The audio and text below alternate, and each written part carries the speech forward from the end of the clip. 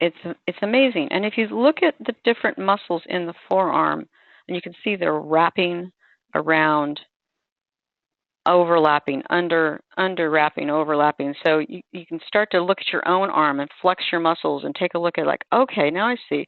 So one of the most interesting things I like to do is if you hold your arm supinated, which is up like it's supine, like it's lying back. This is pronated, which means it's, it's on its face. This is supinated, like it's on its back. When it's supinated and you clench you flex your bicep muscle and you turn your wrist, you will actually see your bicep. You may not be able to see it, but I can see it. You can actually see your bicep muscle moving. Why is my bicep muscle moving when I'm rotating my forearm? Well, it happens to be hooked around this little piece of bone that sticks out on the radius right there. This is the radius. There's a little lump on the bone that sticks out, and that's what the bicep attaches to. So it's actually not only does it pull the radius closer, it's actually all muscles do is pull, right?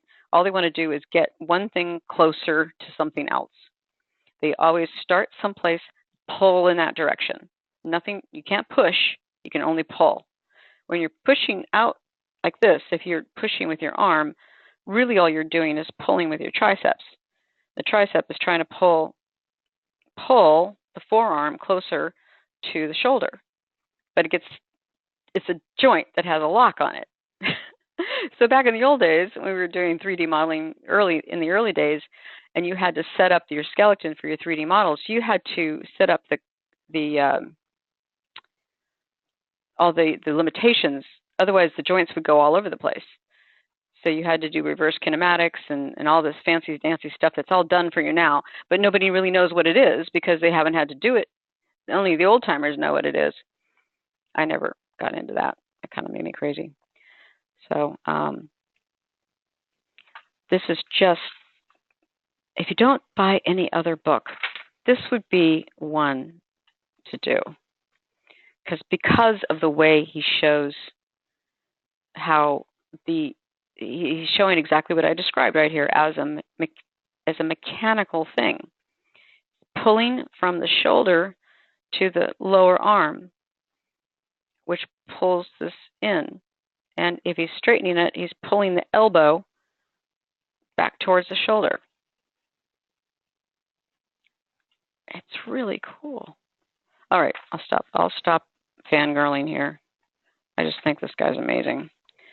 Let's get into some other parts. Oh, one of my favorite pieces.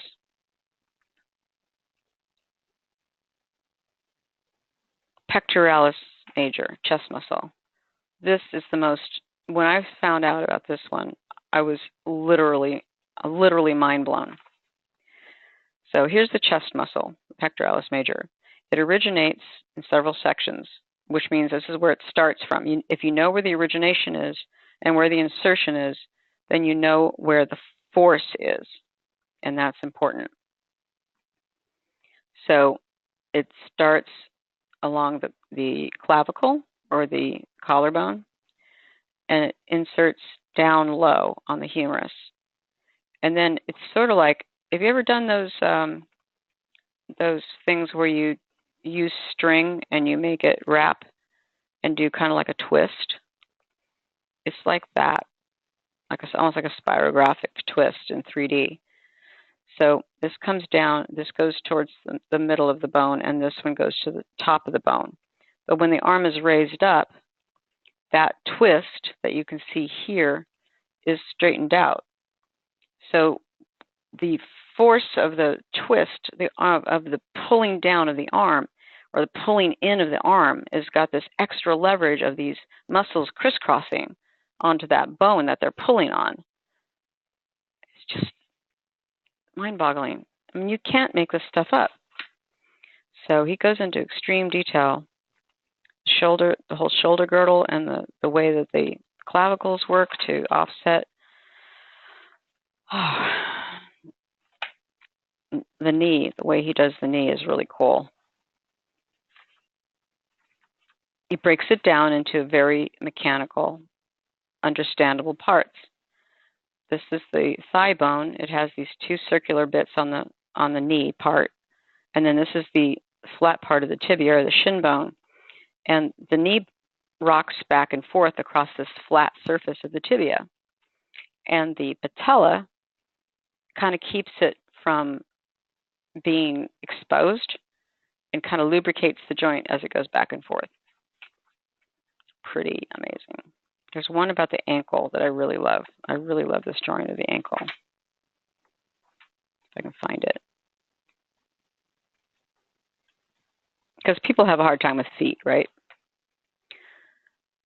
If you think of it mechanically, you can see, and this totally makes sense when you start looking at animal feet. This is the heel bone, and this is the toes, and then this is the shin bone. So essentially, the Achilles tendon, which everybody knows about because of Achilles, comes down off of, I forget where it comes from, but it inserts into the heel bone, which is called the calcaneus. And so when you push off with your toes, you've got this extra force of the lever. You know how the longer the lever is, the more force a movement has. There's physics behind it, which I don't remember very well. On animals, because they're running forward bipeded, they start going out further and further under their toes as they start running, and the heel bone goes up and up and up, and now you're getting this even larger fulcrum action of the cantilevered lower leg with the heel bone. That's why they run so darn fast. So here's the illustration of the ankle from the side, and there should be one from the front. It's like the shin bone comes down and makes one ankle bone, and then the fibia, so the tibia comes down and makes one ankle bone, the fibula comes down and makes the other ankle bone. Those two ankle bones make this kind of a clamp that fit on the talus, and the talus rocks in the middle of it. I know there's a picture of it in here. So when I saw that, I was just blown away. Anyway, good book. Okay, book number 2. Go back to my Stephen Peck book. This one you can get at Amazon. I have like 4 copies of it. Mine are really beat up and abused, but it's got all kinds of stuff in it. And the first anatomy class that we taught here, we did drawings, copied drawings out of the anatomy book. So if you really want to learn anatomy, copy the drawings out of the anatomy book, make them look exactly like this, with the lighting and the shadows and the overlapping and underlapping of the tendons and the muscles so you really understand them, and then label them. So every time I draw an anatomy of any kind, I think about the bone and the muscle and the tendon and the origin and the insertion.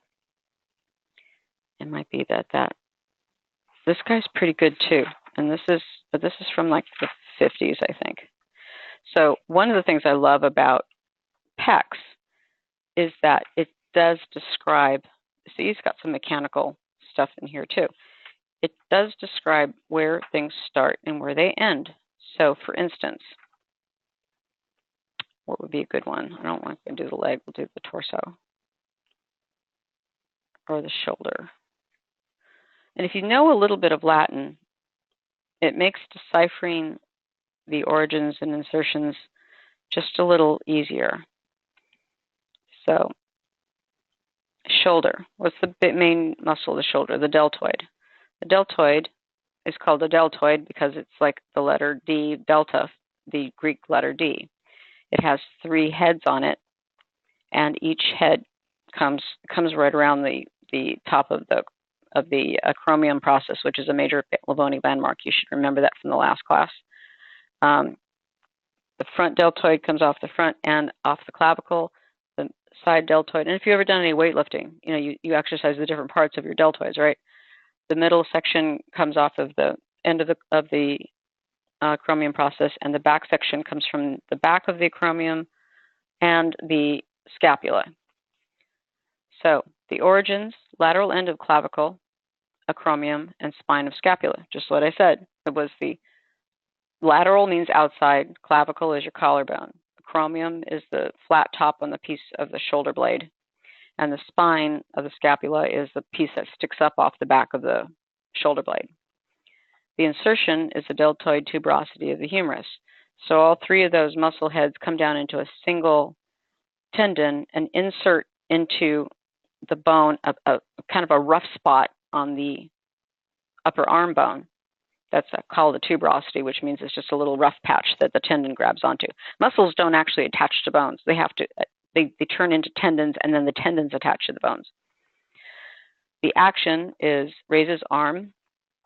Anterior fibers, that means anterior is the front.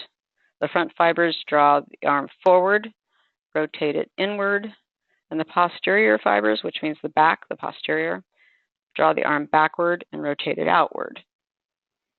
And then it even tells you shape, the name resembles the Greek letter D. So you can go through all of the muscles in the body this way, which may seem boring to some people, but I think it's really interesting.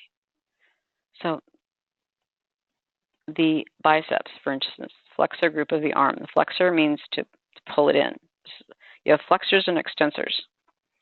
So the long head comes from the tuberosity above the glenoid fossa of the scapula. That sounds like gobbledygook, right? Tuberosity, we know, is a place where muscle is attached to the bone, where there is a rough spot on the bone where the tendons can be integrated. The glenoid fossa is a piece of bone. A fossa is it's like topography of the bone. It's usually a jutting out or sometimes a sinking in. I have to check on that. And the glenoid fossa is actually it's the name of the indentation in the scapula that holds the ball joint of the shoulder. And the short head, or the medial head, which means inside. Medial is inside, lateral is outside. So it's good to learn these weird words so that you can describe the body in many different ways. And there's other books that are very clear about how they divide up the planes of the body. I think this might be one of them. Yeah, the language of anatomy. So when I'm dictator, I will make sure that these things are done a certain way. So medial is towards the middle, lateral is towards the outside. Superior is above, inferior is below.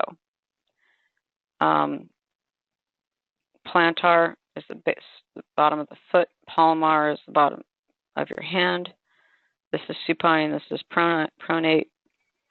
Proximal means close to the center of the body. Distal means away from the center of the body. So once you kind of get the idea of all these names, they start to make more sense. Let me just do the biceps. This one is a coracoid process of the scapula, which is another part of the scapula. This is from the glenoid fossa. This is from the coracoid process. It's another kind of bony protuberance on the bone.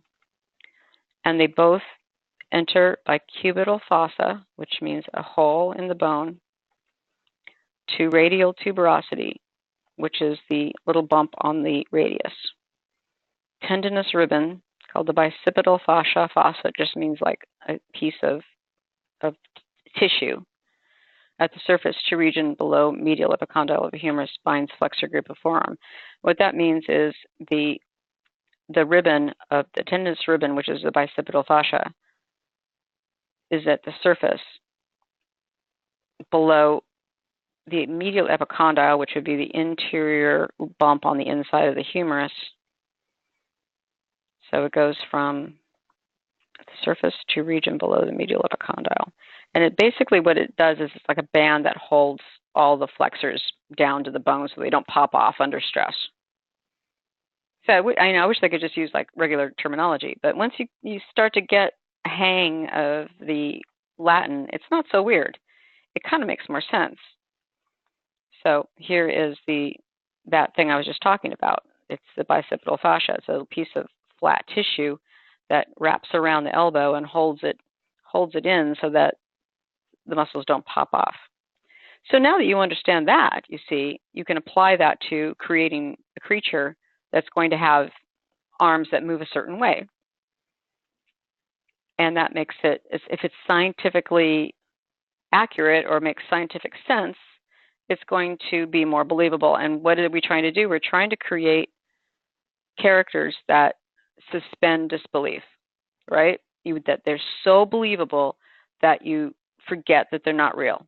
So the suspension of disbelief is the most important thing in telling a story or trying to get across a concept or a creature, a character. This could be because I'm going to make it so real that there's a suspension of disbelief.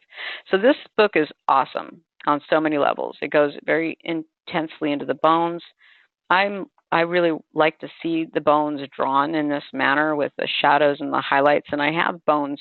I have a whole box of bones that I got from Anatomical Chart Company for cheap. Then every once in a while, I'll just throw one into a still life just to do it for fun. All right. You tell me if you get bored. This one I found in a weird place. What they did was they had this model and then they painted him with all the muscles. And they would photograph him normally and they would photograph him with the muscles painted on, which I thought was really interesting approach to put all of his muscles on the outside painted on. I don't know how useful it is in some ways because you can't necessarily see the overlaps and underlaps as clearly as you can in an anatomical drawing or on a cadaver when you actually do remove the skin, but it's pretty close, and it does give you an interesting idea of how the muscles really work. I tried to buy this book again because I lost it and I couldn't find it, and I think it's totally out of print. So, but that's, if you can find it used, that's a good one. Animal Anatomy, Atlas of Anatomy for Artists by Ellenberger. This is another cheap Dover book. This one was $5 back when I bought it, new. Now you can probably get it for a lot less than that. I mean, you can probably get it for not much more than that. And it goes into extreme detail on bones and muscles of the major animals. Now remember, we're only dealing with superficial anatomy. We're only dealing with the anatomy we can see, or that makes its presence known on the surface. So you don't have to learn about the guts and all that stuff. The plates are really nicely drawn. And while it's kind of a drag that they're just labeled with letters and you got to go look it up on a different sheet what that is, this is so valuable in just seeing how the bone structures work and how to compare it to humans. So here's the scapula. We have scapulas. Here's the humerus. We have a humerus. This is the ulna and the radius, but they're fused. They can't rotate their forearm like this, but that's their elbow. Same thing, olecranon process. This then is the wrist. So now you realize that the horse is standing on its toenails because these are the wrist bones. And these are the long bones of what used to be the hand. This is the second set of phalanges. This is the third set of phalanges, and the last set has narrowed down into one tiny little bone they call a coffin bone that goes inside the hoof. And the hoof is a huge fingernail or toenail. In the back, we have the same thing. Their hips are flat because, and this is explained in that Force book on animal structure. With humans, since we're upright, all of our guts and stuff are vertical. They're kind of suspended from this scaffolding of the shoulder joints and everything coming down, and the guts are kind of held up by the diaphragm, and everything is kind of cradled in this round pelvis. We're the only ones with this weird round pelvis. All other animals have a flat pelvis like this. It's basically horseshoe shaped. So that's the pelvis and the hip bone. This is the femur, which on us is super long and goes far away. So the knee stays up close to the torso. The elbow is up tight close to the torso. This is the lower leg bones. And then this is the heel of the foot. This is the ankle. These are the long bones of the foot. Then the other three distal digits, and then the last little one on the tip. And that was just from, you can see like an evolutionary development of creatures that were padded around on paws, and they had to go faster and faster, and the faster you run, the more up on your toes you go, and then after millions of years of running around on your toes, all you have left to run on are toenails. Isn't that interesting? I think that's really cool, but I'm weird. So I totally accept it. There's what their pelvis looks like from the back. It's really remarkable. So this is a great book, and it shows horses, dogs, cats, lions, goats, house cats, and big cats. Really great drawings, too, I think. These drawings are really awesome. Cows, all the major creatures that we would come in contact with on a regular basis.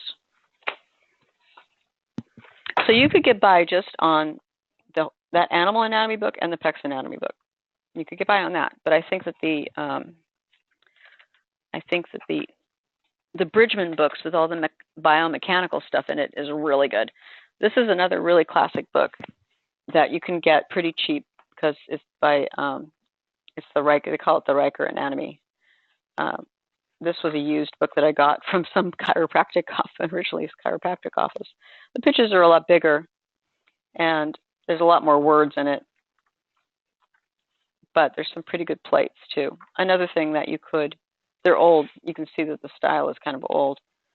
But it's another thing that you can do to copy some of these drawings and try to memorize what you can see and how it relates to the surface, how it affects the surface. So this is a really good one. If you're going to be a 3D modeler, you need to know this stuff too. Someone was asking me the last time we met, it was kind of frustrating. Why do we have to learn to draw if I'm going to be a 3D modeler? Because if you can't draw it, how can you model it? You don't understand it.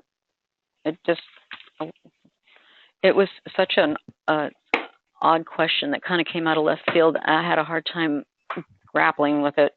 There's a whole book by Bridgman on heads, features, and faces. It's a very small little book. Just,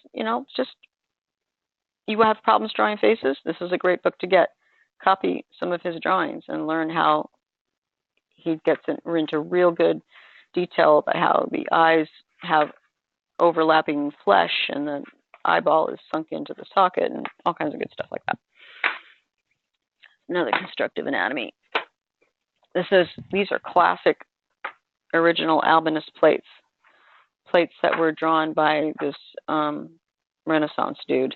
They're kind of creepy, but they're kind of cool. It goes through layers. So it builds up from the bone to the first layer of muscles that we would never need to worry about.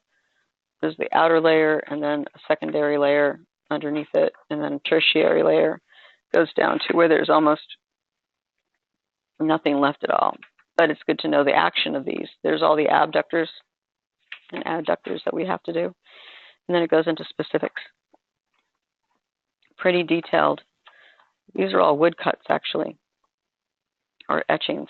That's how they used to reproduce pictures for printing, is they would have to etch it with cross-hatch lines. It's quite a skill they don't have to do anymore. Now, if you're going to buy one expensive anatomy book, this would be the one to get. Can't even see the whole thing on my screen. You guys still with me there? Or did you guys all go to sleep? Yeah, I'm still with you. Don't worry. I'm still watching. I'm still watching, yeah. Okay. So I've got 2 copies of this book because this one was expensive. And when I found a second copy in paperback, I got it. This is foreign. It's done by, I think they're Czechs or Poles, Czechoslovakia or something. And it shows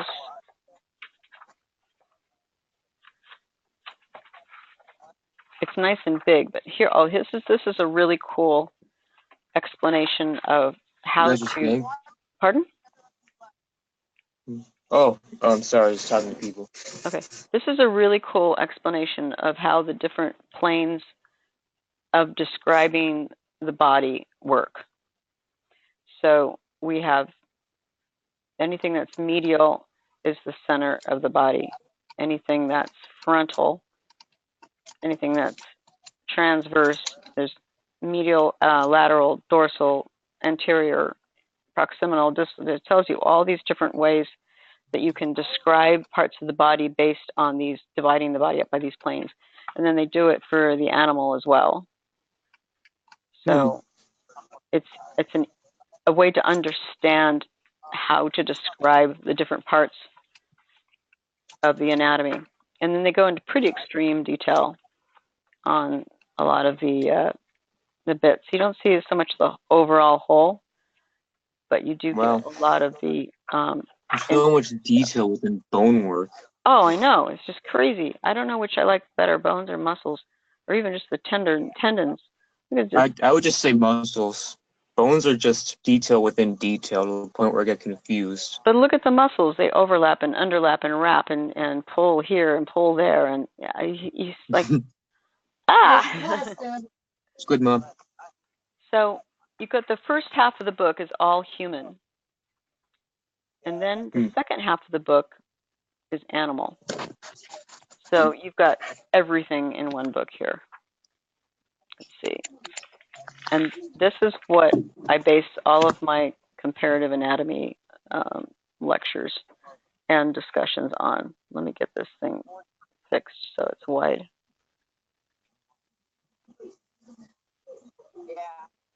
Okay. So I love this because it shows you all, you can compare it almost one-to-one with the animal, the different bones. Here's the pelvis, here's the pelvis, here's the femur, here's the femur, here's the shin bone, here's the shin bone, you know. Every mammal, vertebrate mammal, has 7 cervical vertebrae, no matter how long or short the neck is. Mice have 7 cervical vertebrae. Giraffes have 7 cervical vertebrae. That, to me, is astonishing. So the same number of vertebrae in the horse's neck as in the human's neck. The biggest difference is, of course, the center of gravity. The horse has all of its, the 4-legged animals have all their guts kind of slung in this rib cage thing from this hammock of the spine, and the spine has all this like reinforcements and things that go up and hold up there, everything. But we have a flat back because ours are all suspended from our shoulders, hanging down. So we have collarbones, but other creatures do not. Other 4-legged, the only other creature that has an obvious collarbone is a primate, and a lizard. Actually, reptiles do. I don't know why, but they're vestigial bones. I've discovered that there are little vestigial bone spurs that are what clavicles used to be, but they've mostly disappeared on the 4-legged animals. And then you can do it with the muscles, one-to-one comparison. So interesting to look at something like the deltoids on the human are pretty big. That's number 14. Well, the deltoid on the horse is just this little strip right here, because they never have to raise their arms like this. Our hamstrings in the back, number 6, are really small, but the hamstrings in the horse take up almost the whole back hindquarter here because they need that extra power to propel them forward. And the heel bone sticks way up. There's always that dent, right, on the back of the leg. That's the heel bone and the Achilles tendon. And this is our Achilles tendon with a little tiny, tiny, tiny gap in the back of the foot. Super cool. I just love it. And it does get into a lot of the structure of the bones. And then you've got the ligaments, which are what hold the bones together at the joints. This is super cool. If you're interested in locomotion, if you're going to want to be an animator or a 3D animator, stuff like this is super, super exciting to study because it shows you the 2 muscles that are pulling to make this leg go up, forward, back, forward, back. It's just, I could go on all night. I know it would make everybody crazy. I know. They go like so entertained by these books. I am. Is it really that bad? Am I a nerd? I'm a nerd too. Don't worry. I love it. So once you get past all the horse, and they do heavy on the horse because there's just so, like, the way that the foot extends in a run. That's great to understand that for animation. That's super important. Oh yeah, So really important. but after that, you get into, they go pretty extensively into dogs, even people riding on horses. It helps. Anyway, so the dog is a big domesticated animal in our life, and so is the cat. So they have the dogs and the cats. Some great drawings, just awesome. Look at that detail of the facial muscles in the dog. It's amazing. And then you get into other critters, sheep and cows and the different kinds of hooves and things. But it's all still basically the same, essentially the same stuff, just altered depending on noses, different kinds of noses. Oh my God, so many noses. Isn't that amazing? And they're all basically the same, just slightly changed based on Pretty usage. much. It's simple geometry. Yeah, it's just like the usage and so we have an overhang on our nose, but the dog's nose goes straight out so they can smell things better. I don't know why the sheep's nose points up. That seems counterintuitive. And I just think that it's amazing. If you can get a copy of this book, and it's in that list, the ISBN and everything is in that list. Well, how much is the book?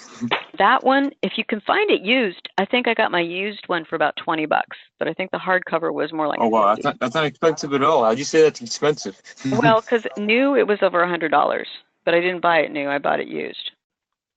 Oh, okay, never mind. What's the value of a used book? What's the difference with a used book and a not used book anyway? How much wear it has. So these are all the ones I just talked about, except I didn't talk about How to Draw Comics the Marvel Way. That one's also a $12 book. You can get that at Amazon. So these are all the books that I just talked about. And then the Cyclopedia Anatomica, I don't know how to pronounce the title of the book. So I say here, it's over 100 in some booksellers, but you can pick up a used copy for $10 or $20 if you search. You can get some of these digitally. You can get Drawing Comics the Marvel Way digitally. Grey's Anatomy is a good one to have access to. It's digital as well. It's a little too medical, but it can be useful.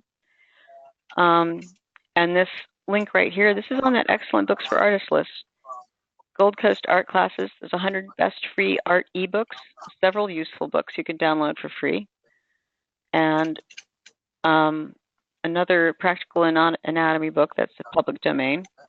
Then we have Comparative and Animal Anatomy, How to Draw Animals, Animal Anatomy for Artists, Artist's Guide to Animal Anatomy. The one that I showed you guys was the one by Elliot Goldfinger. No, that's not it. I forget. It's not here. Oh, no, this is the one that I showed you, Atlas by Ellen Berger. Now, then we get into fun stuff. If you can, these are new books, so they're going to be a little more expensive, but still nothing like the $75 or $100 textbooks. I got these books. Wow, holy shit. Yeah. I got these books from Amazon, and I love them. And it's really funny because I met somebody who went to lectures by this person, and they said this person was so boring. It's just like monotone talking about, but the drawings are amazing. Like he has one of those voices that are like zone you out pretty much. Yeah, pretty much. But the drawings are unbefreaking-leavable. You want to see some really interesting character design? Look at this stuff. I think this person works in movies. I'm not sure. And she's got, I think it's a she. She goes into extreme detail of developing the anatomy. This one has 3 legs. She's even gone into the detail of developing the 3-legged hip joint. That that's good. Is awesome. She likes to combine creatures. This is just, I could sit all day and look at this book. It's just pretty amazing. So she's got 3 of them. The Science of Creature Design, Understanding Animal Anatomy, Principles of Creature Design, Creating Imaginary Animals, and animals real, and animals, animals real and imagined. So everything from dinosaurs to, you know, butterflies. They're all just awesome, awesome reference books, idea books. They're about $25 to $35 a piece new, though. They're a little bit more expensive. I think that is the bulk of my most interesting books.